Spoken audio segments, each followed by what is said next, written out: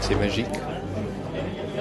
C'est quelque chose d'incroyable, c'est dommage que ce soit fini en fait. On a réussi, petite ville du 78, Verneuil, surprenant, le plein, la salle pleine, les salles pleines, je ne sais pas combien il y a, plus de 1000-1500 personnes. Un grand moment d'émotion. Et il est vrai que le Concorde nous rappelle beaucoup de souvenirs. Ça a été vraiment une grande tristesse quand il s'est arrêté. Un petit morceau de la France qui s'est arrêté avec lui. Et on peut dire que là, quand on voit le nombre de personnes présentes, on se dit qu'il y a beaucoup de nostalgiques et qu'on est tous un petit peu orphelins du Concorde.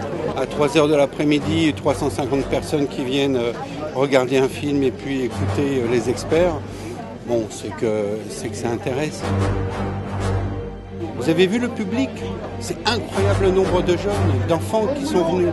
Parce que justement, je crois que c'est typiquement le type de projet qui peut rassembler, le projet qui peut faire rêver, le projet qui mettait à l'honneur que nos ingénieurs étaient parmi les meilleurs au monde et pouvaient rivaliser avec bien d'autres pour tous les Français qui aujourd'hui ont besoin de repartir sur des projets aussi importants, aussi sympathiques que le Concorde.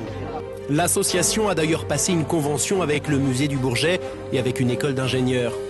La vie du Concorde n'est donc pas encore terminée. Peut-être pourra-t-il devenir une source d'inspiration pour la suite de l'histoire de l'aéronautique. Restera à mes yeux la plus belle réussite aéronautique de l'histoire. Dites-moi, vos camarades qu'on a vus tout à l'heure là dans votre hangar, alors ils travaillent dessus. Non mais il y a un scoop. Ce soir, on va le remettre en route. C'est le Concorde, pas en vol, rassurez-vous, pas en vol, on va le remettre en route pour le faire rouler. Pourquoi? Parce que maintenir un avion en vie, c'est ramener toute l'histoire d'une époque.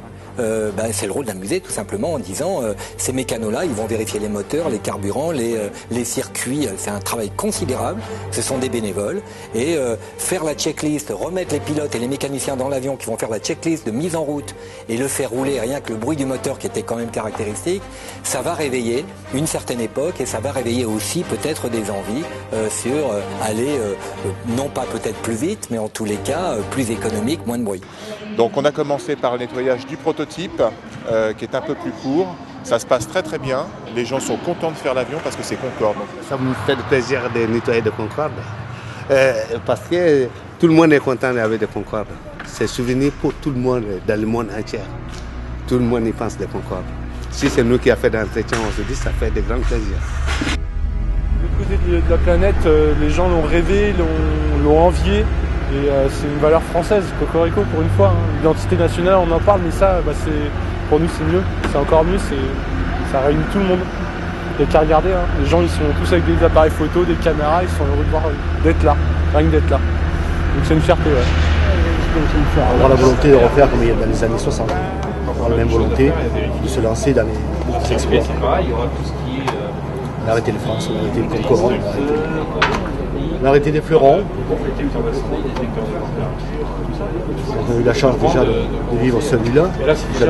Le drapeau, le blanc-rouge, je l'assimilais vraiment au drapeau français. C'était indissociable de notre identité nationale. Et une émotion chaque jour. À 5h15, effectivement, je sortais et j'allais le regarder.